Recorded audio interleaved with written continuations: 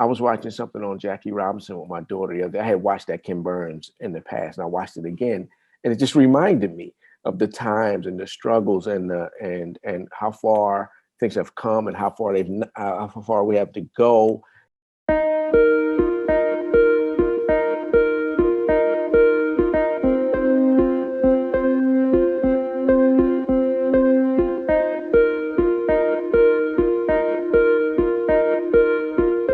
Hello, and welcome to another edition of Lady Wrestler, the story behind the story. This podcast gives you a behind-the-scenes look at the issues explored in the documentary Lady Wrestler, the amazing untold story of African American women in the ring, now streaming on Amazon Prime Video. Lady Wrestler tells the story of courageous black women who broke racial and gender boundaries in pro wrestling in the 1950s, 60s, and 70s. I'm Chris Bournea, and I directed the documentary. The voice you heard at the beginning of the podcast was Raymond Lambert, author, filmmaker, and entrepreneur extraordinaire.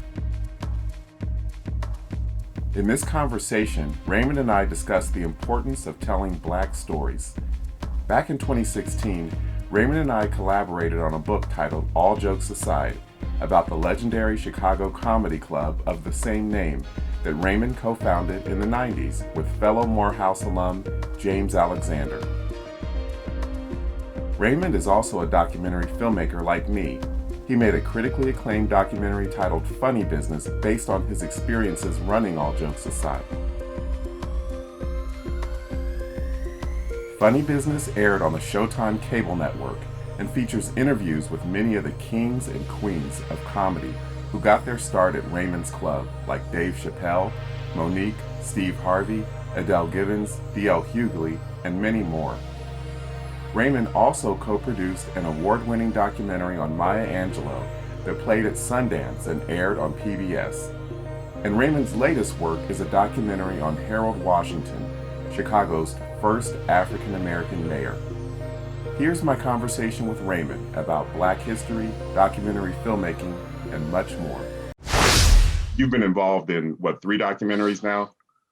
3, 4. 4. Yeah. So I wanted to just, first of all, can you kind of tell people how you got involved with these documentary projects, how you chose them, and kind of what your role has been in each of them? Okay. Sort of keeping with my sort of tradition, as you know me, I just happen to fall into things and then it becomes like an adventure. So with the first one, which was Phunny Business, I just happened to be talking to this guy who ended up being a director. And we were talking about what happened to All Jokes Aside as a story. And he's like, I can't believe that happened. And he's like, I think that's a documentary, because I never thought of it as that. I thought about feature film, I thought about TV, but I watched docs, but I wasn't really, thinking of myself that way. And that started the process. And it was like, this will take a year. We know the story. 4 years later, we ended up selling it to Showtime finally. But it was a arduous task, but it was good for me because I was involved in every aspect of it, every facet from inception all the way through to broadcast. So that was sort of my introduction. And then once I was in and it did well, people would call me and say, hey, listen, I got this project. Would you be interested? And then, here we are 10 years later, 4 films later, still doing it. And the other projects, obviously, there was the Maya Angelou documentary that aired on PBS. Was it Independent Lens, or was it? It was American Masters. Okay. And then I was a consulting producer on All the Queen's Horses with Cartimquin Films that ultimately aired on PBS, and then it went to Netflix, and now on this Harold, which better find a home somewhere soon or I'm going to jump out of this window. But in this Harold project that I've been on for 4 years now. So can you talk about those? Everybody knows who Maya Angelou is, but the other 2 projects, can you give some background on that? And my roles were quite a bit different. So On Maya Angelou, I served as an executive producer, which essentially my role was 90% raising money to finish the film. Um, so I came on board. I think that process was about 5 years, and I came on probably year three and raised money.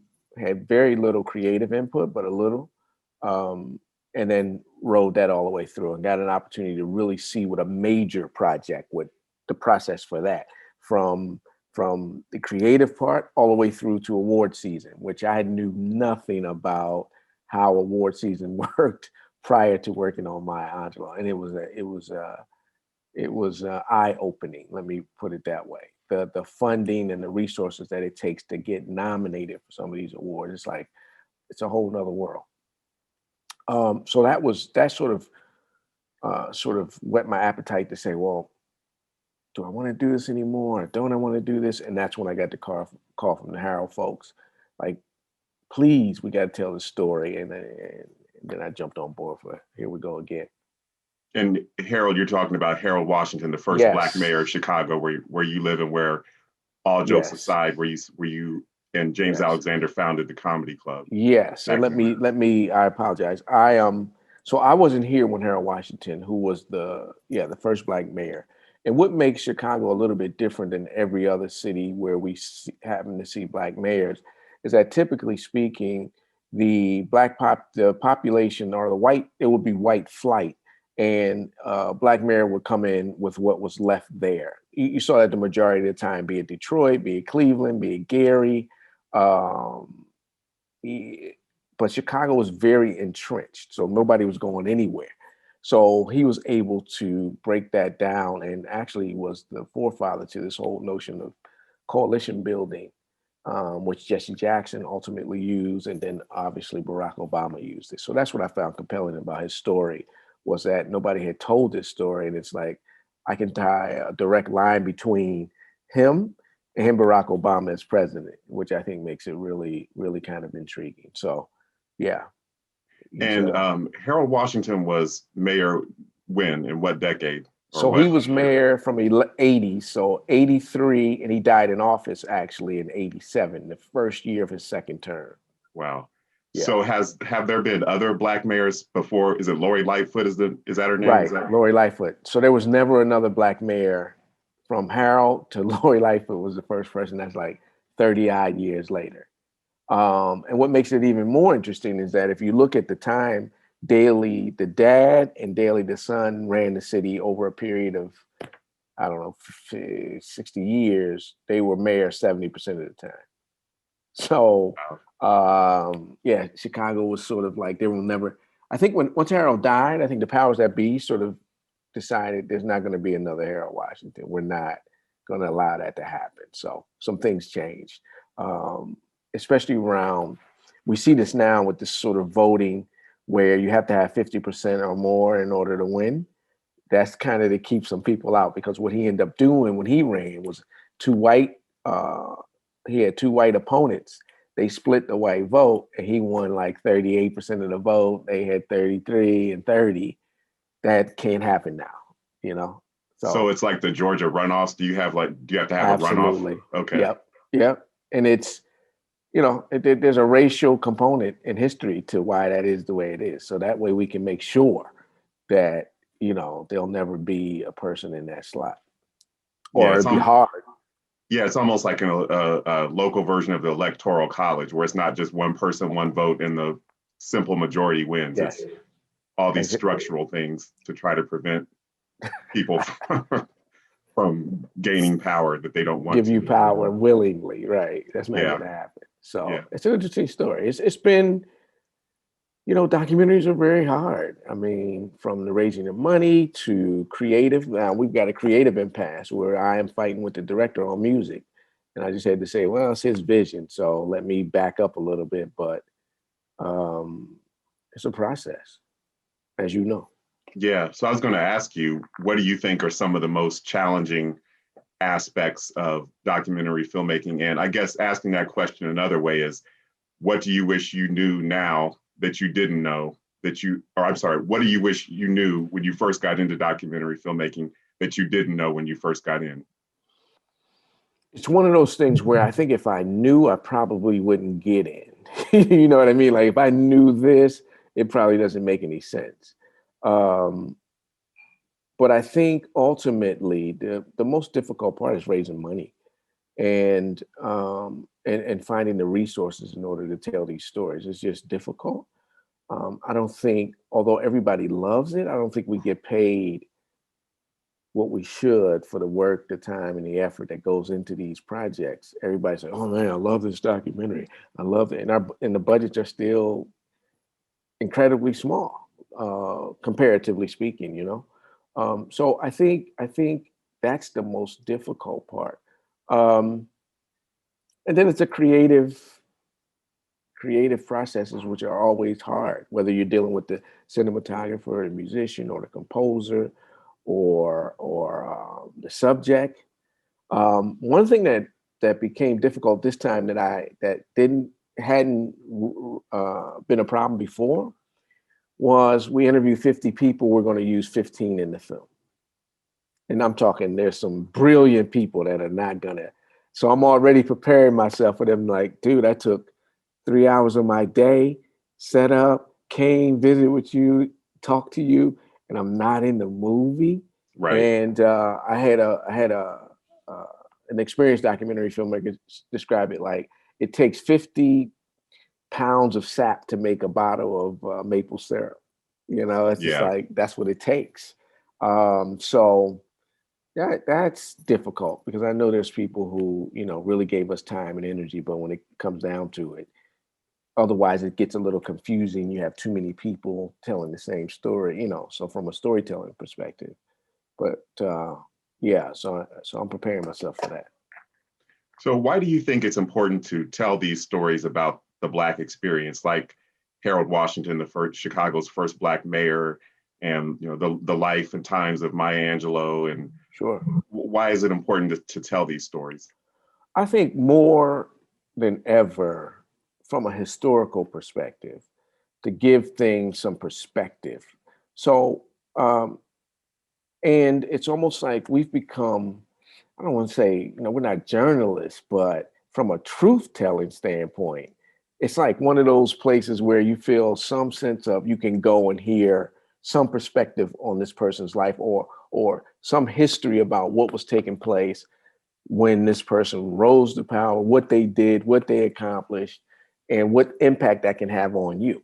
Um, I was watching something on Jackie Robinson with my daughter the other day. I had watched that Ken Burns in the past, and I watched it again, and it just reminded me of the times and the struggles and how far things have come and how far we have to go, and a perspective that you can't get anywhere, and it's history. Because if we don't tell these stories and you look at what's out there, it's like, well, what was your contribution? Like, what did you bring to the table and what impact did you have? And all of that will be lost if we don't tell these stories, and nobody else is going to tell them, you know? So I think it's critical that we do this. And when you say nobody else will tell them, that sort of leads into the next question I had. You mentioned Ken Burns and Jackie Robinson, and I'm sorry, I don't know, was that Jackie Robinson, was that a standalone documentary, or was that part of the baseball history that he did? No, it was a standalone 2-part. Yep. Okay. Like So 4 hours. that raises the question of, do you think that for Black stories, it should be Black filmmakers telling, but obviously Ken Burns is a very accomplished, well-known documentarian.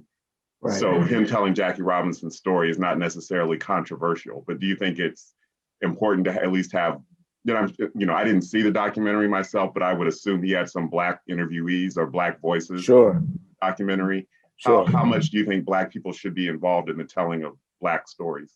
So I'm dealing with that with Harold Washington because the director is white. Okay. So it's very important to me. In an ideal world, I think we should be telling our stories. Um, Only us? Not necessarily, because he's a fan of Harold. He lived here. He's got his heart is in the right place. Some of my favorite directors, even in fiction, are like Norman Jewison, or I mean that can tell a story and be genuine to it. But in a perfect world, I think you got to tell you got to tell your stories. Um, I think that's critical. And I think for me, I often look at like say Jewish community as sort of an arbiter for me. And it's like, what if could I make a story about any kind of historical perspective? It would be hard for me to make a story and get it sold about a Jewish community or something that I perceive, from a storytelling perspective. Be hard for me to tell pretty much any other story when you look at it. So I just say, yeah, I think in an ideal world, it'd be great if we tell our stories. I do think there's something to be said there, or we definitely need to have some input. I was reading a great piece, I think it was a New Yorker, about this new animation. What's the new animation with Jamie Foxx is the The voice? Soul movie. Yeah, Uh-huh. and she was completely critical Wow. of it, and she had a really good perspective. I can't think of, I have to share with you, but they had brought in Black folks in different areas. Like, okay, well, what do you think about storytelling? But and can you help me here? Like consultants. Okay. But she felt like they missed the mark. Um, Hmm. but I don't know. But yeah, in an ideal world, we should, and it should be our responsibility to tell our stories. You know what I mean? So And when you say like you feel like you couldn't tell a story, you gave the example of a Jewish community.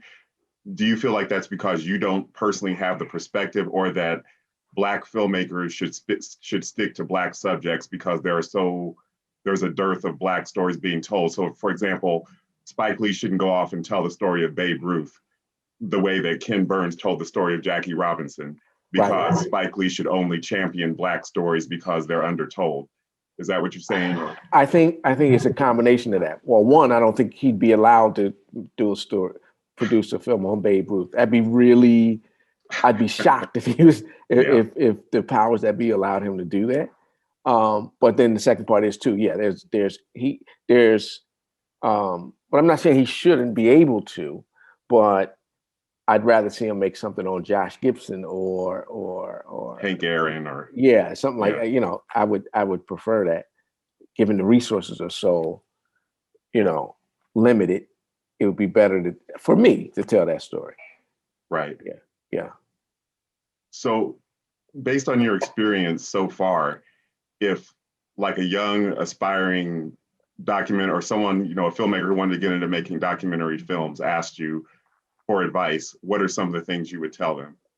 So there's different strategies. So I'm coming out of this one thinking that would the best strategy be to raise the money first. So there's a documentarian. Her name is Liz Goldberg, and I met her um, during this process. I just cold called her and said, "Hey, listen." She did the film on. She actually did the film on Bradley, the mayor of Los Angeles, and so Yeah. I wanted to find out about that story. And she said, "Ray, look, I raise all my money first before I even do anything, and then once I get the money, I go ahead and do it." Um, but then most filmmakers, as you probably know, will feel like we'll be sitting around here for 10 years if I do that. And if I just jump off this cliff, at some point I'll just keep raising money, work on it, raise money, work on it. Um,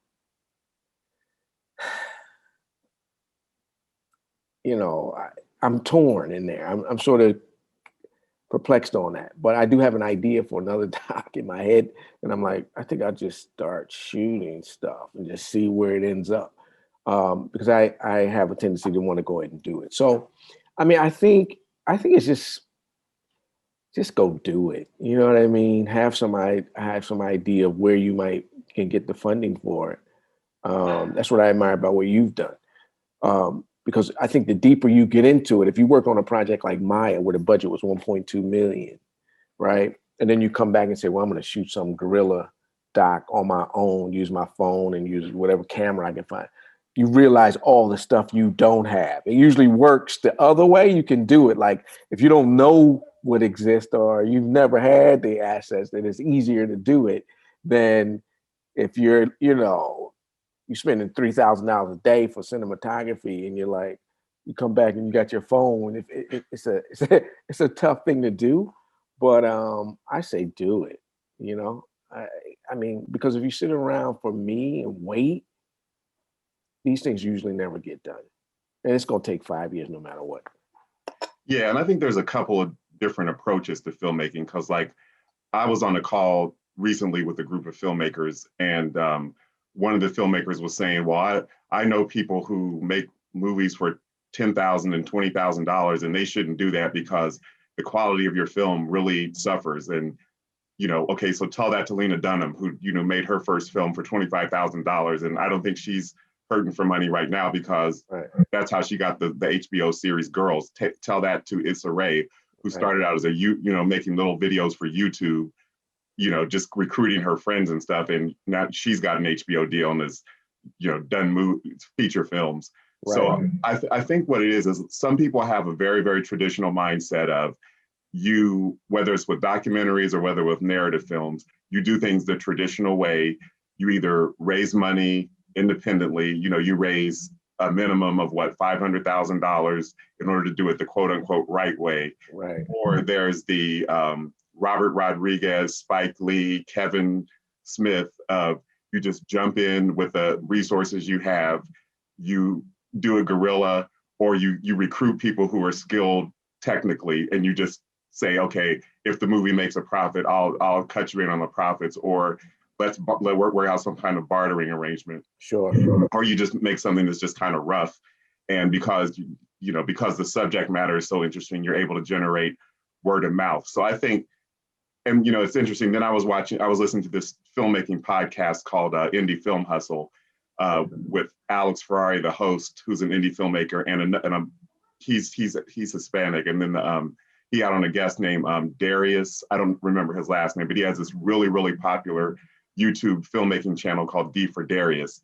So Alex and Darius were saying, I don't, these people that go on Kickstarter and beg friends and family for money and, go around begging investors for money. That's so dumb. You shouldn't do that with your first movie because it'll never turn a profit. And, your investors will be mad that they didn't make their money back. And it's just like, they're not wrong. And neither is the person who says you should raise, hundreds of thousands of dollars. There's no right answer and there's no wrong answer because there is no one cookie cutter formula film for how movies are made. And that's why oftentimes, when you'll see panel discussions and people will ask, we'll get up and say, I'm a first-time filmmaker. Can you give me advice? A lot of times you will hear vague answers like, oh, believe in yourself and because there is no cookie cutter. It's not science. It's not 2 + 2 or E equals MC squared. There is no one formula. Right. It's trial and error, and it's like the old saying in show business: nobody knows anything about anything. There are blockbuster movies that all the studio executives said this is going to be a flop. We hate this. Then it turns out to be Star Wars or whatever. No, so they're just there's no one single path or one single formula. No, there's not. It's really not. You raise another issue, which for me is like why am I making this movie? For me, it's sort of like you need to be really clear about that. Like, if you think you're gonna, like if your goal is to be this blockbuster, Wakanda or something, then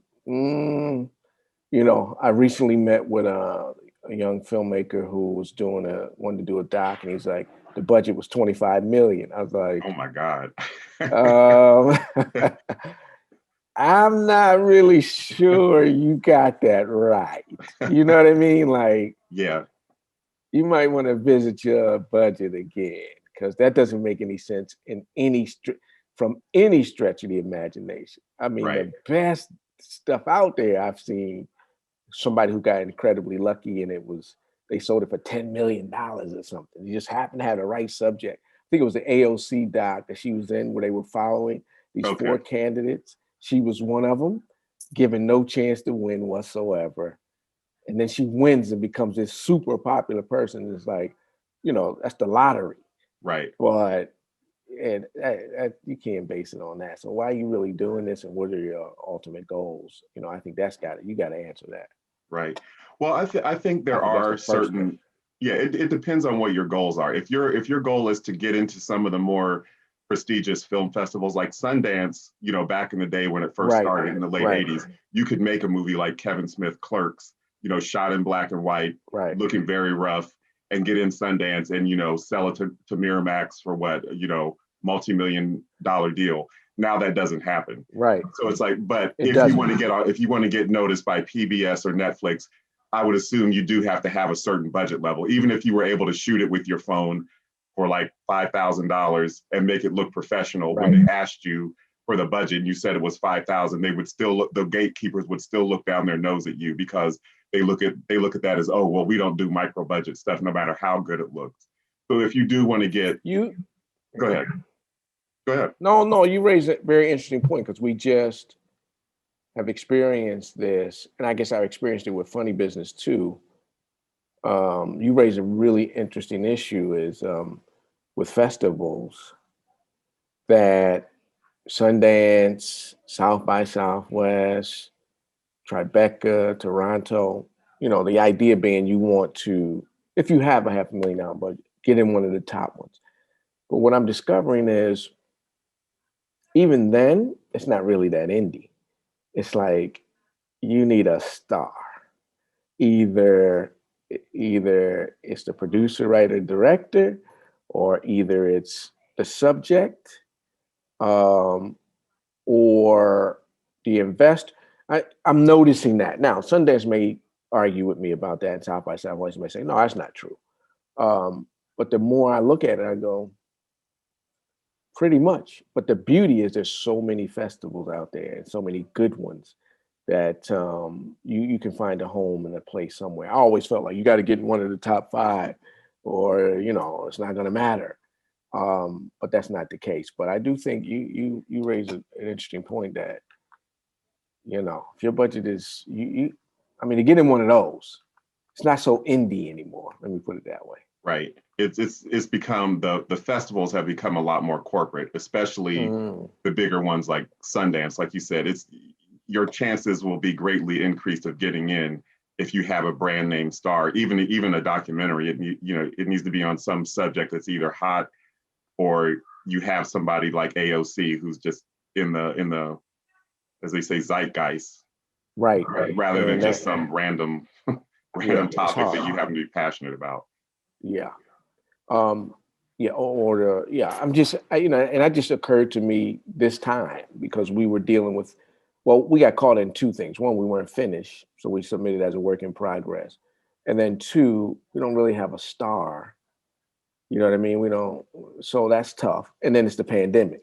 So I think Sundance took 70 films or something, 10 docs. I think they normally might take 40. So it just became hyper competitive, same for South by Southwest. But it did dawn on me that 1, you need to be done, and 2, for those you need a star. And don't you think a lot of documentary filmmaking, like you said, the subjects that you got involved with, you sort of stumbled into, and the same with me in the documentary about Black women wrestlers. Like I never would have, first of all, starting out as a filmmaker, I didn't have any aspirations to make documentaries. It was like I wanted to be a filmmaker and tell original, creative, like fictional stories. But then when I found out about these women in my hometown, Columbus, Ohio, that I didn't even know about growing up, were these international superstars back in the day. And this is sort of like a lost chapter of Black history. It's like, bells went off, like ding, ding, ding, ding, ding. This is a documentary subject. And like you said, I just took the approach of the Robert Rodriguez, Spike Lee, sure, she's got to have it approach of, let me just go ahead and jump in and do this myself. Not that I couldn't have done crowdfunding, but I just thought, let me just go ahead and jump in and do this myself. Sort of like, naivete. Like you said, if I would have known how difficult it was and known all the factors that were against me, I wouldn't have attempted it. I would have said, well, this is a great idea, but the odds are against me. So it's like, you kind of have to be open to things falling into your lap or stumbling across things that you wouldn't ordinarily be interested in. Right. No, I think you're right. And even with that, because I've done crowdfunding on two docs, and that ain't easy either. You know what I mean? It's like It's a grind. It's really difficult. And we had the support of Kickstarter on both, and we were successful on both. But man, we worked every day for 30 days on making that happen, so it was fairly difficult. But yeah, but nothing about it is easy, but it's necessary. On the next edition of Lady Wrestler, the story behind the story, we'll explore the place that trailblazing African American women wrestlers carved out in history. We'll hear from Ohio State University African American Studies professor Hassan Jeffries, who's featured in the documentary Lady Wrestler. An athlete, you're an entertainer, what you're trying to do is gain visibility to reach the top of your craft, the top of your profession. And that's especially hard for African American women who, by nature of their very existence in America, are seen to be invisible, are constantly rendered invisible, or they are, how they are to be read, how they are to be seen and understood is projected on them. They're not allowed sort of self-definition. This is who I am. This is my chosen profession. This is how I want to exercise my art. Join us for the next edition of Lady Wrestler, the story behind the story. Please rate and review us on iTunes, Spotify, Stitcher, or wherever you get your podcasts. And be sure to catch the documentary Lady Wrestler on Amazon Prime Video. Thank you for listening. Catch you next time.